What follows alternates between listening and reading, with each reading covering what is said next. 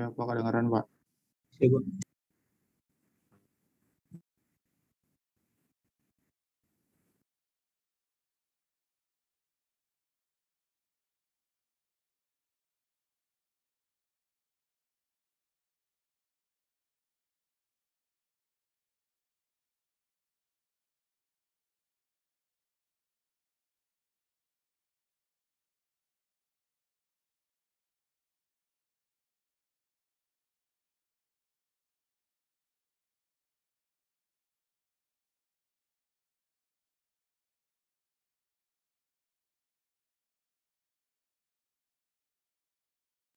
Ya, jadi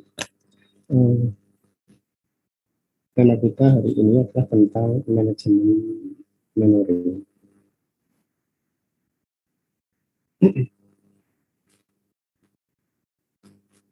Jadi bahwa memori utama ya, itu harus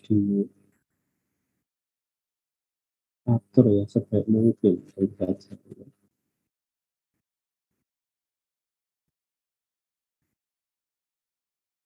Ya, bisa dilihat.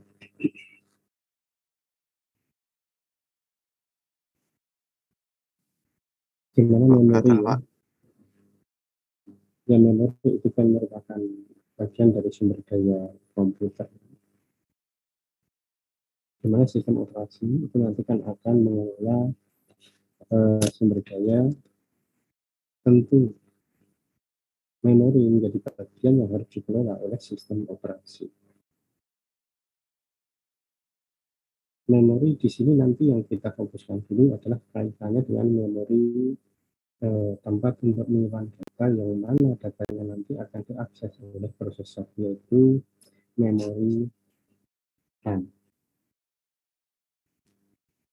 Jadi semua program yang tereksekusi nanti kan akan ditempatkan di dalam RAM, yang kemudian akan ditindaklanjuti dieksekusi oleh prosesor.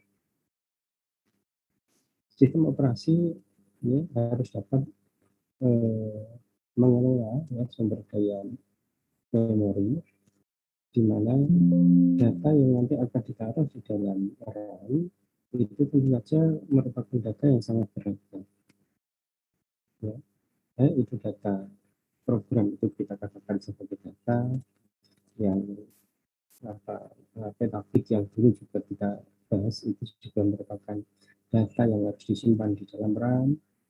Ya, data-data yang mendukung program itu juga akan disimpan di dalam RAM. Ya, apapun yang nanti akan dibutuhkan dalam suatu program yang dieksekusi oleh prosesor, maka itu nanti akan ditempatkan di dalam RAM. Nah, maka memori itu nanti harus diatur sebaik mungkin, ya untuk apa? Pertama, meningkatkan utility CPU gitu ya. Jadi pada saat data yang ada di RAM itu dikelola dengan baik, di mana data-data tersebut akan diakses, digunakan oleh CPU, ya dengan pengelolaan yang baik, maka nanti apa? Pada saat membutuhkan data, maka nanti dapat segera bisa diberikan, gitu ya. Sehingga apa? Utility dari CPU itu akan meningkat. Ya, seperti halnya kalau kita membaca buku ya, membaca buku di mana buku itu dikelola dengan baik, sehingga apa? Ya, kita bisa membaca buku dengan cepat, enak, gitu ya. Dapat dibayangkan kalau catatan kita itu amburadul, tidak karuan, begitu ya. Maka waktu kita itu hanya habis untuk mencari-cari data yang akan kita baca, data di buku yang kita baca. Ya. Tadi secara otomatis ya, dengan data instruksi yang diakses dengan cepat ya, oleh CPU, maka akan berdampak pada utility dari CPU. Nah, kemudian yang ketiga ya, bahwa memori itu memiliki kapasitas yang terbatas. Kita bisa, oke lah, misalnya mungkin di antara kita ya, kalian memiliki komputer ya, di mana memiliki spesifikasi, mungkin ada RAM-nya yang kapasitasnya 2 GB, ada yang 4 GB, ada yang 8 GB, itu kan bermacam-macam gitu ya. dalam arti di sini itu RAM-nya itu apa terbatas gitu ya. Terbatas dari fisik bawaan dari komputer. Itulah yang harus digunakan secara efisien. Gitu ya. Nah tadi kalau transfer data dari atau ke memori utama atau ke atau dari CPU itu dapat efisien ya. Nah, kemudian kaitannya dengan manajemen memori tadi, maka sistem operasi itu harus itu ya dapat mengelola bagian-bagian memori yang mana yang dipakai dan mana yang tidak terpakai. Itu ya, itu yang pertama. Yang dulu salah satunya adalah dengan petabit yang dulu sudah banyak saya sampaikan. Nah, kemudian kita mengalokasikan memori ke proses yang memerlukan. Gitu. Jadi pada saat ada proses ya program itu dieksekusi ya, maka program itu aktif berjalan, maka akan menempati area memori. Nah, disinilah maka sistem operasi harus dapat mengalokasikan proses tersebut dialokasikan di dalam RAM itu di sebelah mana, di bagian mana. Nah, ini dialokasikan ya apalagi ini suatu komputer sistem operasi yang mendukung multitasking gitu ya, itu lebih rumit tentu saja ya dibandingkan dengan sistem operasi yang hanya dapat menjalankan satu program atau monoprogram. Jadi intinya sistem operasi harus dapat mengalokasikan proses ke dalam memori. Gitu.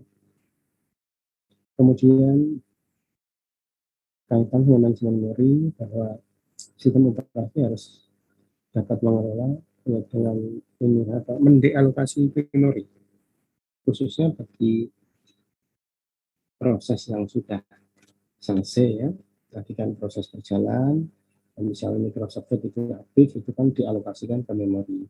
Nah, pada saat user itu sudah selesai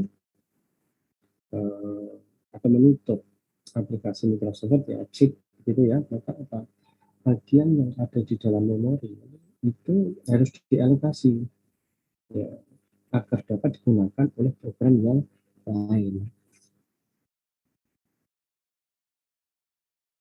Nah, kemudian sistem operasi juga mengelola swapping antara memori utama dengan disk. Jadi swapping itu jadi kan sebenarnya suatu teknik ya, teknik memori permanen seperti disk seperti itu ya, itu dimanfaatkan seolah-olah menjadi RAM gitu ya. Itu salah satu teknik ya, karena kapasitas RAM itu terbatas, maka sebagian dari hard disk ya, itu dimanfaatkan seolah-olah sebagai RAM gitu ya, fungsinya seolah-olah sebagai RAM ya, sehingga memori itu dapat menampung data lebih banyak ya, sehingga program yang besar itu juga dapat dijalankan di memori yang terbatas. Nah, sehingga nah, di sini harus ada swapping, pengelolaan swapping. Bagaimana data yang ada di dalam RAM itu nanti akan dialokasikan ke dalam swap tadi ya, disk yang difungsikan sebagai RAM, atau kebalikannya bagaimana nanti bisa menempatkan data di dalam hard disk media penyimpanan yang digunakan sebagai RAM itu dapat diambil untuk ditempatkan di dalam itu RAM. Nah, itu proses swapping gitu ya. Nah, ini penerapan di dalam sistem operasi ya bisa berbeda-beda ya. Ini kalau di Linux itu bahwa swapping itu ya bagian dari swap ya, itu ini ada partisi sendiri gitu ya. Kalau kita menggunakan Linux ada distro tertentu ya, banyak distro ya, itu membutuhkan ini partisi swap gitu ya. Besarannya kecil ya.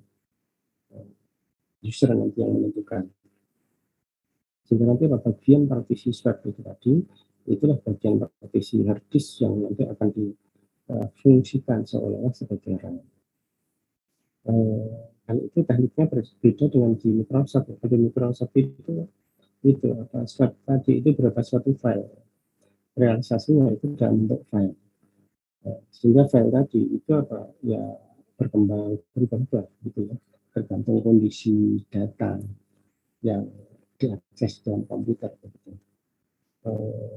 Pada saat RAM-nya itu masih mencukupi, maka apa file swap tadi itu ya belum terisi, jadi masih ya relatif kecil gitu ya. Namun pada saat RAM itu sudah apa, banyak digunakan sehingga membutuhkan swapping, nah barulah tadi apa file swap tadi itu apa terisi data sehingga apa ya filenya akan apa memiliki kapasitas yang berkembang dan bisa berubah.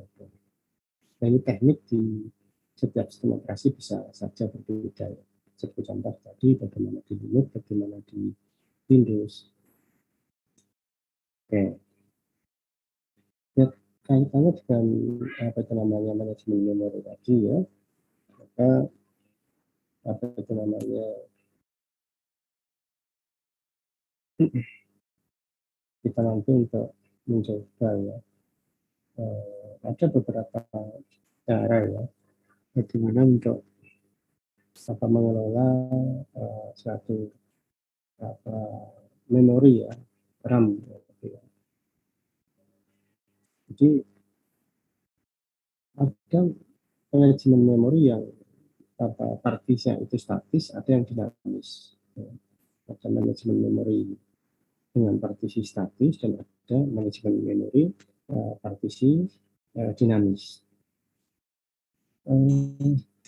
Maksud dari manajemen memori dengan partisi statis itu bahwa bagian-bagian yang ada di dalam RAM tadi itu apa seolah-olah itu ya tetap gitu ya, statis tidak berubah. Ya, jadi sudah ditetapkan berarti ya sifatnya tetap. Misalnya, oh ini dialokasikan dibagi-bagi dalam setiap partisinya itu misalnya 250 mega ya itu apa ya besarannya ya 250 mega gitu ya. Nah kemudian untuk manajemen memori partisi statis ya itu penerapannya itu bisa pada sistem yang apa multi programming ya. Nah kemudian dapat juga yang itu apa mono programming gitu ya. Untuk yang multi programming ya itu nanti apa itu namanya eh, bahwa ruang memori itu kan akan dipakai bersama banyak program gitu ya. Nah, itu nanti kita akan bahas apa tersendiri ya nanti. Itu yang multi programming itu kan RAM karena multi programming itu kan program itu bisa kita bisa menjalankan dalam satu waktu kita bisa menjalankan lebih dari satu program. Jadi yang aktif itu bisa lebih dari satu sehingga apa memori tadi RAM tadi itu akan dipakai oleh banyak aplikasi gitu. Oke, kemudian yang kedua itu ada manajemen memori itu dilihat dari itu keberadaan static. Bahwa sistem operasi tadi apa pengelolaan memori itu menerapkan apa swapping atau tidak gitu. Jadi ada manajemen memori tanpa swapping dan manajemen memori dengan swapping. Lalu kemudian coba kita bahas yang manajemen memori tanpa swapping. Jadi ini penerapannya nanti itu di apa monoprogramming dan juga di multi programming ya, tapi statis ya, alokasinya statis. Nah, coba kita bahas yang pertama yang monoprogramming. Tapi kalau monoprogramming itu kan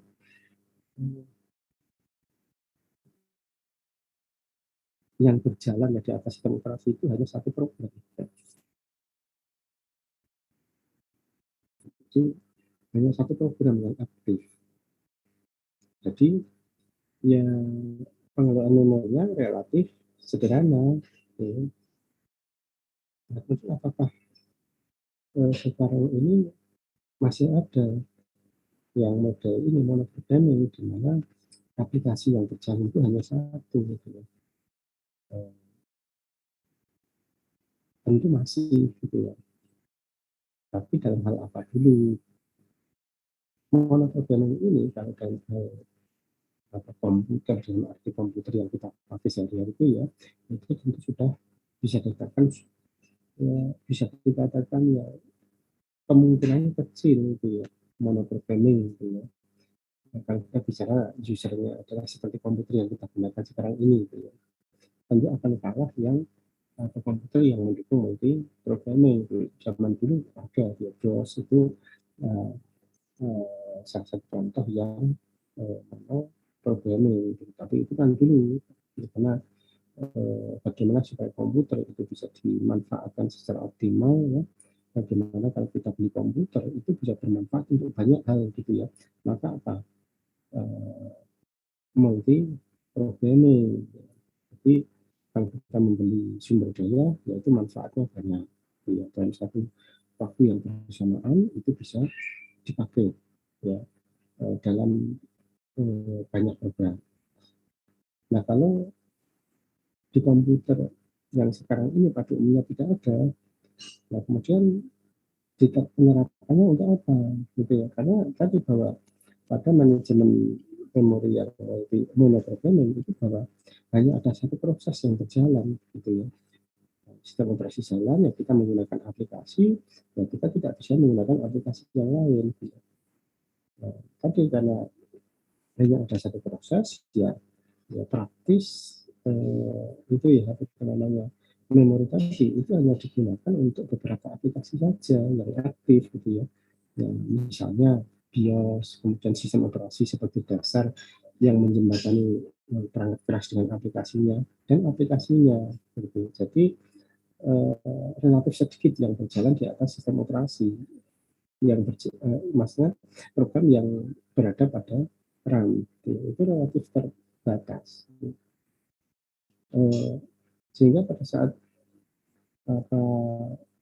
program BIOS itu sudah dialokasikan, kemudian sistem operasi dialokasikan, praktis sisanya itu digunakan untuk aplikasi. Ya, jadi relatif sederhana. Kemudian ini apakah masih ada sekarang? Ya masih, tentu saja ya. Ya contohnya ini ya program-program yang sifatnya embedded gitu ya. Aplikasi-aplikasi yang sifatnya embedded. Jadi aplikasi yang bersifat khusus biasanya program kecil tapi sifatnya itu khusus spesifik gitu ya. Misalnya bikin alat ya, mungkin banyak dibuat oleh ini ya apa dari bidang-bidang elektro ya. Oh ini mau digunakan untuk mengendalikan itu apa saklar itu apa pompa air misalnya seperti itu ya. Oke seperti contoh dulu itu ada di daerah mana Kulon Progo di daerah sana itu warga masyarakatnya itu sumber airnya itu satu diambil dari bukit begitu ya. Jadi kalau mau apa itu namanya mengambil air maka di bagian bawah itu dikasih kayak semacam bak itu ya. Jadi di bagian bawah itu ada bak, nah kemudian mata airnya kan ada di atas, yaitu dibikin peralon. Ya, kemudian pompanya itu nggak memompa air yang ada di atas tadi, itu posisinya di atas sana, sehingga keluarga menyalakan air terus naik. Nah, ke bukit begitu ya, naik ke bukit nyalakan air, ya baru airnya mengalir untuk mengisi bak gitu ya. Nanti kalau baknya udah penuh, nggak dimatikan lagi, naik lagi kan begitu. Nah, kemudian dibuatkan lah supaya praktis. Eh, Nanti yang mau warga yang mau menyalakan, menghidupkan apa pompa air tadi supaya tidak usah naik turun gitu ya. Nah, sekarang ada handphone, waktu itu ada SMS, itu bisa dimanfaatkan untuk mengendalikan pompa airnya tadi. Yang maka dibikinkan alat yang nanti dapat digunakan untuk mematikan dan menghidupkan itu tadi apa pompa airnya gitu melalui SMS gitu ya. Maka kemudian dibuat alat ya, ada kasih semacam modem ya, ditaruh di atas sana, nah itu sehingga nanti warga yang dia tahu, nah ini kok baknya kok tandonya kok sudah habis begitu ya, Nah, sehingga tidak perlu naik bukit, ya cukup pakai handphone, SMS ke nomor alat yang sudah dipasang di atas tadi, gitu ya. Nah, sehingga nyala. Nah, kemudian kalau sudah penuh, oke, nanti apa itu namanya eh, SMS untuk mematikan air seperti itu. Nah, itu contoh aplikasi embedded yang untuk fungsi yang spesifik, ya, tentu pada saat aktif hanya ada satu program itu saja yang berjalan. Gitu. Nah, kemudian mungkin penerapannya juga banyak di itu ya. Maka mungkin kalau di mobil-mobil mewah itu kan banyak perangkat yang dikendalikan dari program. Ya, bagaimana ada program yang nanti mengatur blok untuk pengabdian, ya, pengeluaran bahan bakarnya itu juga pakai program, ya, pakai alat gitu ya, mengatur pengereman, ya, kemudian termasuk suspensi, bagaimana supaya nanti apa suspensinya itu enak itu ya. Jadi pada saat misalnya berjalan di daerah yang agak terjal gitu ya, maka dengan adanya alat yang tadi yang memang sudah dibikin untuk mengatur suspensi, maka apa bisa diatur sehingga guncangan di dalam itu tidak terasa meskipun melewati jalan yang terjal gitu ya. Mungkin kalau mobil-mobil yang tidak ada pengendalinya seperti itu akan terasa sekali guncangannya gitu. Nah, alat-alat seperti itu juga banyak dipasang di mobil-mobil itu ya, lewat gitu ya, untuk mengendalikan banyak hal ya, termasuk pengereman, mengatur pengereman gitu ya, sehingga pengeremannya itu bisa apa ya, enak gitu.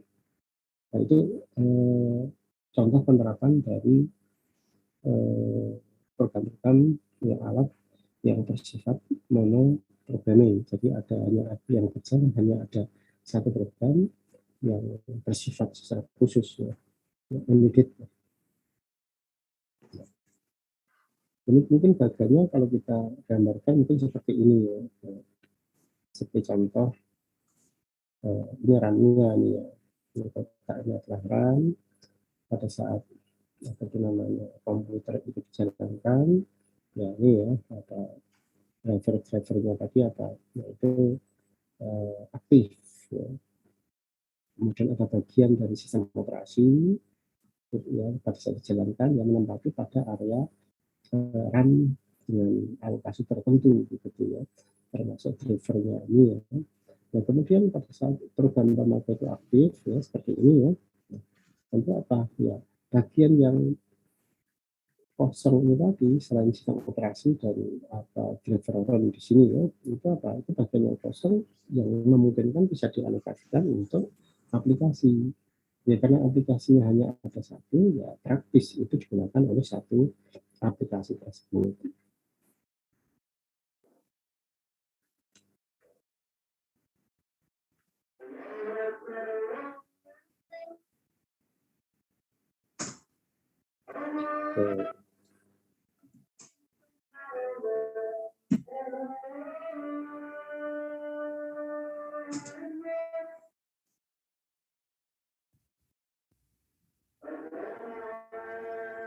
Mungkin sebelum dilanjutkan barangkali ada yang mau ditanyakan ya, silakan.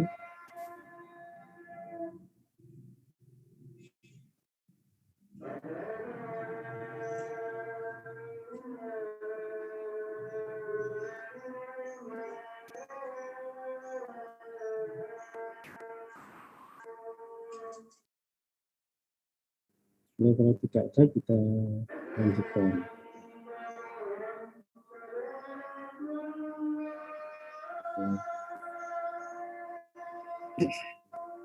Nah, kemudian tadi bahwa di dalam sistem mengoperasikan tadi ya, itu praktis ini apa di dalam memori tadi ya itu praktis berisi ini ya, sistem operasi, program pemakai dan bagian yang tidak digunakan atau free. Ya. Nah, yang penting di sini adalah proteksinya.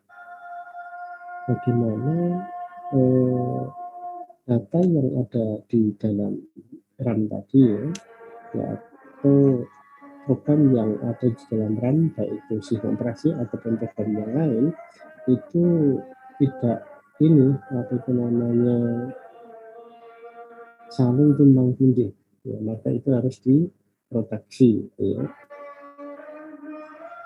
Misalnya ini ya, ini kan area sistem operasi ini ya, bagian ini ya, abu ini ya.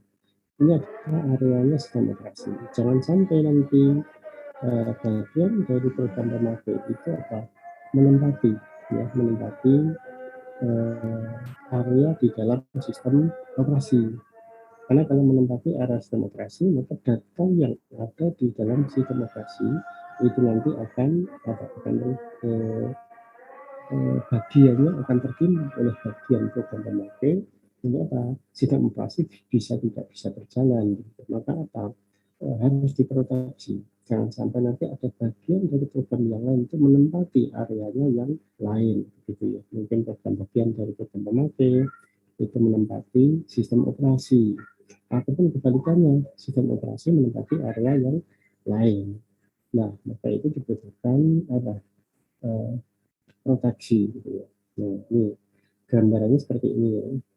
Jadi misalnya sistem operasi, ini program pemakainya yang abu ya. Nah, maka di sini apa? Ada model ini apa, register batas. Ya. Jadi register batas di sini itu merupakan bagian teknik untuk itu apa, proteksi. Jadi bagian alamat memori yang paling tinggi, gitu ya.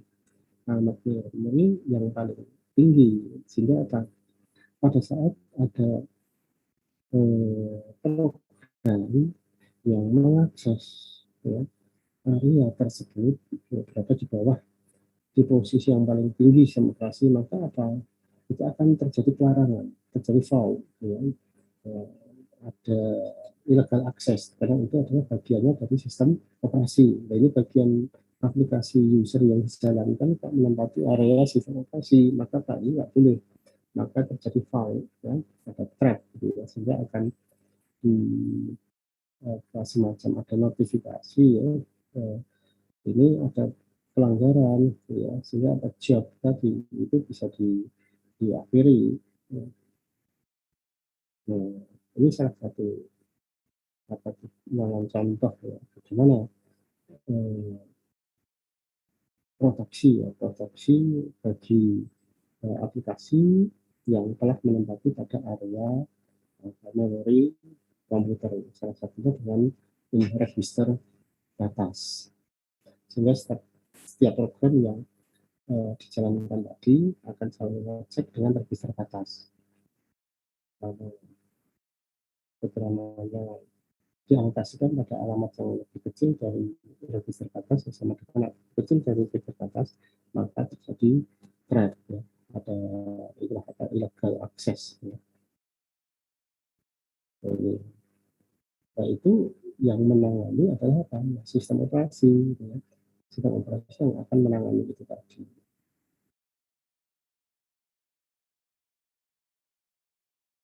Oke, sampai sini mungkin ada yang mau ditanyakan, silahkan.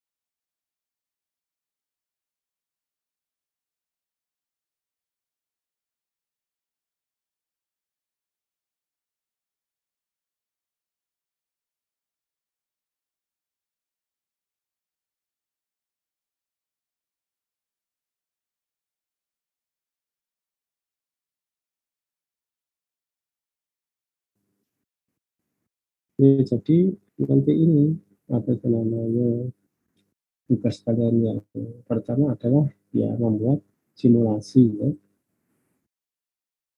membuat simulasi tadi kaitannya dengan apa yang barusan saya sampaikan. eh, bagaimana ya, mengalokasikan program pada manajemen memori ya, simulasi manajemen memori pada mono programming. Nah, kemudian tadi ya, termasuk proteksinya. Jadi pada saat ada program yang dialokasikan, yaitu menempati pada area yang bukan kewenangannya, maka akan terjadi threat gitu ya. Ya threat itu nanti ya simulasinya bisa bentuk notifikasi ya, misalnya oh areanya eh, melewati areanya sistem operasi misalnya seperti itu ya. Ini yang paling mudah ya itu ya, tentu saja ya. Jadi nanti simulasinya kan kalian bisa ya seperti yang kemarin ya, kalian bisa membuat suatu program yang merancang ya, bagaimana desainnya, ya, kemudian ada suatu inputan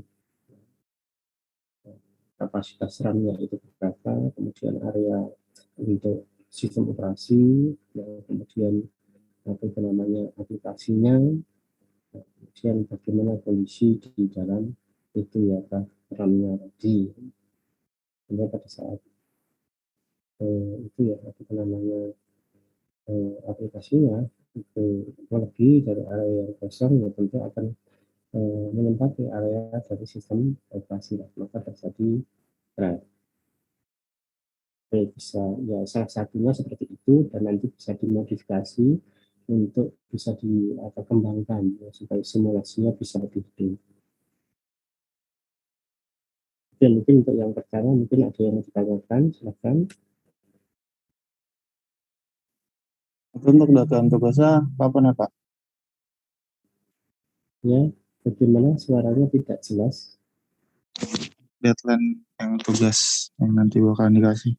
Ya, kalau ini tadi kan gini, ini kan tugas yang pertama, ini kan yang mau programming ini kan relatif sederhana ini, relatif sederhana kan cuma isinya kan hitungannya kan sederhana ya, ada RAM sekian, bagian sistem operasinya sekian, ya kemudian ada aplikasi yang masuk itu kapasitasnya berapa, nanti kalian bisa menghitung ini jadi thread atau tidak kan begitu ya, apa akses illegal akses atau tidak kan begitu ya. Itu kan yang pertama, ya, tentu hari ini bisa selesai begitu ya kalau itu ya. Nah kemudian yang kedua nanti saya jelaskan, kalau yang pertama ini sudah kalian pahami.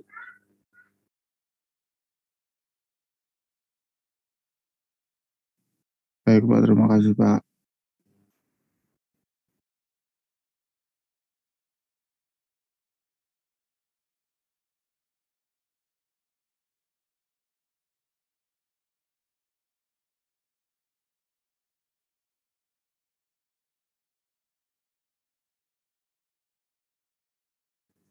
Oke baik.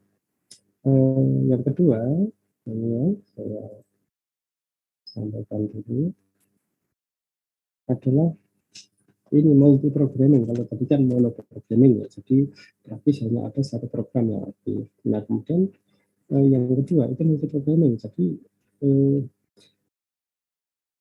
pada saat yang bersamaan itu program yang aktif yang berjalan itu lebih dari satu yang aktif gitu ya. Seperti contoh ya, kita menggunakan komputer, kita menjalankan Microsoft Word, kita juga mendengarkan musik, kemudian browsing, ya kan juga aplikasi yang berjalan. Nah, artinya multi programming. Nah, pada multi programming ya, pada pemartisian statis, jadi ada multi programming dengan partisi statis. Jadi partisinya itu tetap ya, tidak berubah. Nah, kemudian ada multi programming dengan partisi statis, di mana partisinya itu tetap ya, misalnya 200, 200, 200 ya, tapi tidak berubah.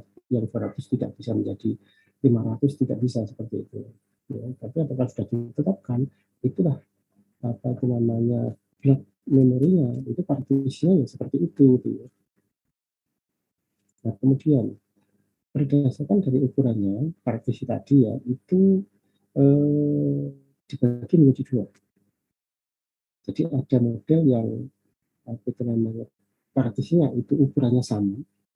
Ya, jadi apa? Kalau ukurannya sama, berarti partisinya tadi besarannya semuanya sama. Misalnya ada itu ya, RAM, anggap saja untuk memudahkan ya, kapasitasnya misal 1 mega gitu ya. Oke, ini partisinya dibikin sama. Setiap partisinya adalah misalnya 250. Nanti ada 4 partisi. Ini misalnya seperti itu. Jadi besaran partisinya itu sama begitu. Sehingga apa? Pada saat ada proses yang akan dialokasikan ke dalam memori, maka apa? Ditempatkan pada mana partisi yang kosong itu ditaruh di sana seperti itu.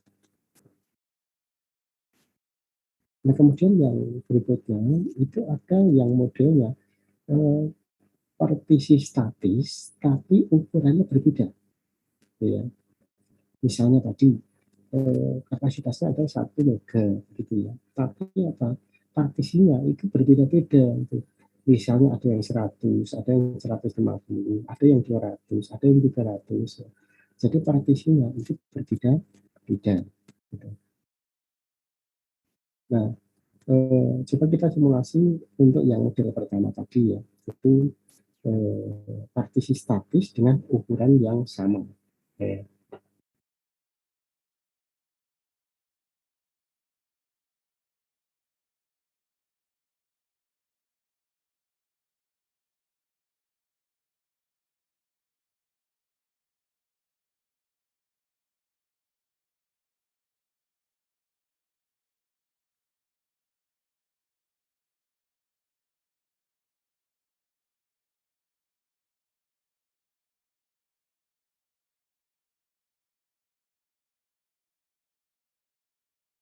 Oke ya, misalnya seperti ini. Ya, itu tadi yang model yang ukuran partisinya itu sama. Ya, jadi partisi statis dengan ukuran sama. Nah ini kita lihat ya di sini ya, misalnya ini partisinya itu ukurannya sama semua, yaitu 200 kbps semua. Ya, partisi 1 200 kbps, partisi 2 200 kbps, partisi 3 200 kbps, dan seterusnya. Gitu. Nah, sehingga pada saat ada program, tadi kan multi programming, ada program, oke, anggap saja inilah program yang pertama adalah ini, dijalankan, dieksekusi dari hard disk ya, dari hard disk dieksekusi, dijalankan. Nah, kemudian apa? Ini aktif, nah, ini aktif. Nah, kemudian apa? Program ini nanti akan ditempatkan di area memori mana yang kosong gitu ya. Oke, 150. Berarti apa? Melintasi pada area yang kosong. Oke, ini tempatkan di sini misalnya. Nah, tempatkan di sini. Kemudian apa? Dijalankan juga untuk, nah ini. Nah, dijalankan juga dua buah program aktif sekaligus gitu ya. Nah, seperti ini. Nah, nah, ini akan ditempatkan di mana?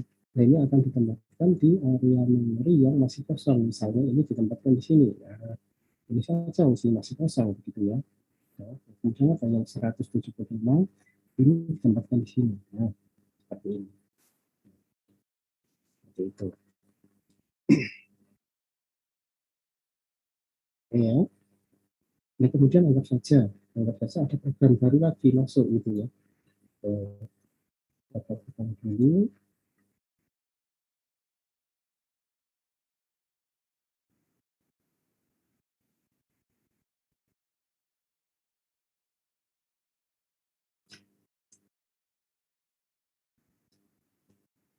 Nah, ya, ada program misalnya ya. Nah, ini programnya besarnya misalnya 350 gitu ya. Nah, 350. Nah, jalankan programnya besarnya 350. Nah, berarti ada alokasi yang di atau partisi yang mana? Partisinya hanya tersedia 200. Kan begitu. Ya, partisinya isinya hanya 200. Nah, inilah maka program nanti itu harus dipecah ke bagian yang lebih kecil, ya, di overlay. Ya. Jadi apa? Program ini akan dipecah menjadi bagian yang lebih kecil. Maka biasanya di dalam bahasa program itu kan mendukung ya sub program, penerapannya bisa fungsi, bisa prosedur. Ya. Jadi kalau di mungkin berbasis objek bisa kelas seperti itu. Nah, maka memungkinkan ini nanti apa? Nah, dipecah menjadi kebagian yang lebih kecil. Ya, sehingga nanti apa? Dari 350 itu nanti apa? Memungkinkan dapat dipecah ke ini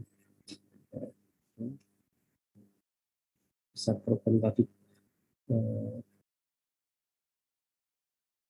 ya 350, maka ini nanti akan dipecah menjadi 200 ya, kapasitas 200 ya, sisanya tinggal 150.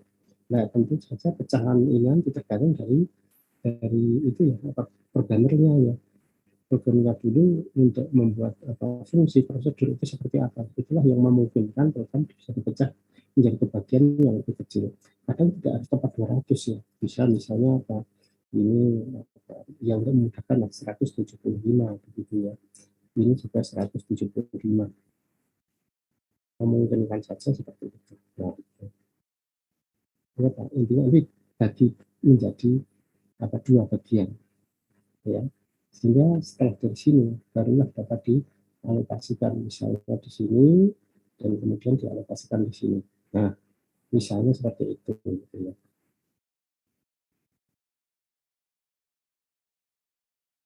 Oke, sampai sini bisa dipahami untuk yang apa partisi statis ya, tapi diterapkan pada itu multi programming. Semoga Pak.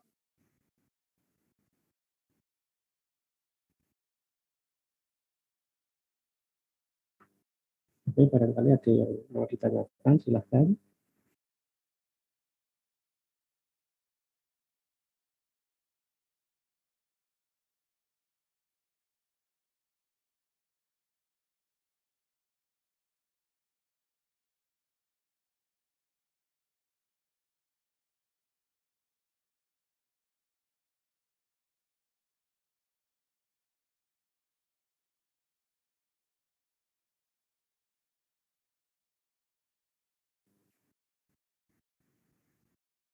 Ya, tidak ada yang ditanyakan ya.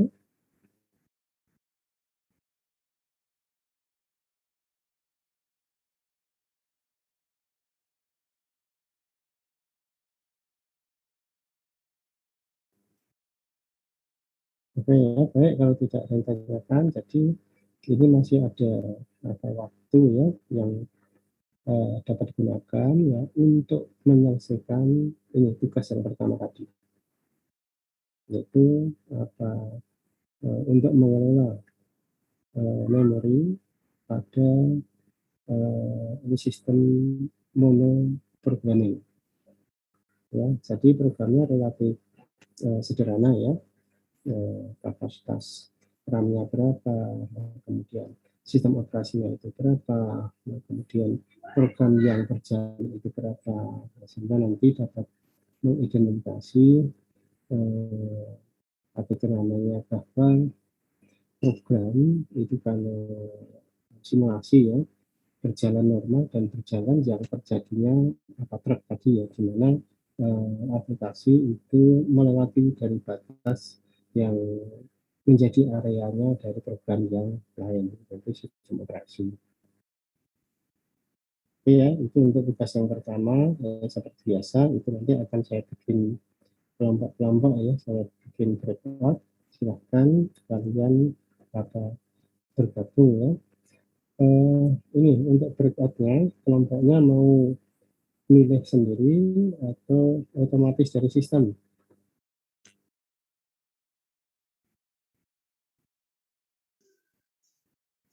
Sendiri aja sih Pak. Sendiri ya, oke. Jadi saya akan bikinkan room breakout sehingga kalian memilih kelompoknya masing-masing ya. Jadi silahkan ini saya bikinkan untuk room breakout ya. Ini yang hadir ada sekitar 40 ya, 40. Ya, kira-kira nanti setiap kelompok bisa ada maksimal 4 orang ya nanti. 4 orang ya cukup untuk dalam room kecil sehingga kalian bisa berdiskusi ya untuk menyelesaikan tugas yang pertama. Oke ya, jelas ya. Ya, Pak. Oke. Aidil sudah siap ya untuk nanti bersama untuk ini apa melihat di masing-masing room breakout ya. Iya, Pak. Ya, bisa siapkan untuk breakout terlebih dahulu.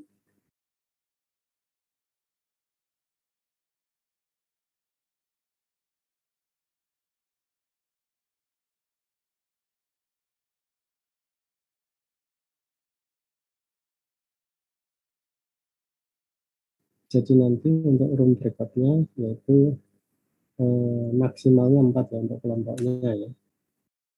Ini saya kasih cadangan ada 11 room ya. Oke, oke saya terkat ya silahkan kalian bergabung ke room ya, sesuai dengan kelompoknya masing-masing.